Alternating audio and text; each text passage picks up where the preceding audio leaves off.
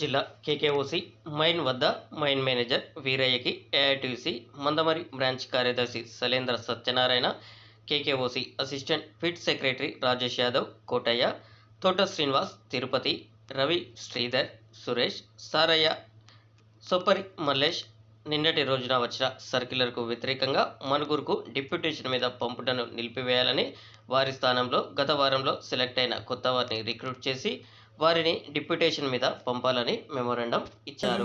బొగ్గు ఉత్పత్తికి ఆటంకం కలుగుతూ ఉన్నది.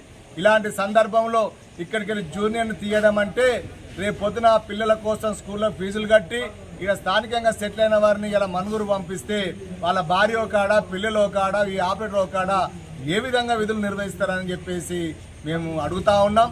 ఇప్పటికైనా యాజమాన్యం పునరాలోచన చేయాలి. ఇలా మీకు ఆపరేటర్స్ కావాలంటే ఇలా మొన్న ఈపీ ఆపరేటర్స్ను 60 మందిని సెలెక్ట్ చేసుకున్నారు. వాళ్ళందరి ట్రైనింగ్ ఇచ్చి వారిని డిప్యూటేషన్పై 6 నెలలు చేసుకొని తర్వాత వాళ్ళకు పోస్టింగ్ ఇవ్వాలని చెప్పేసి ఏఐటీయూస్గా తెలియజేస్తూ ఉన్నాం.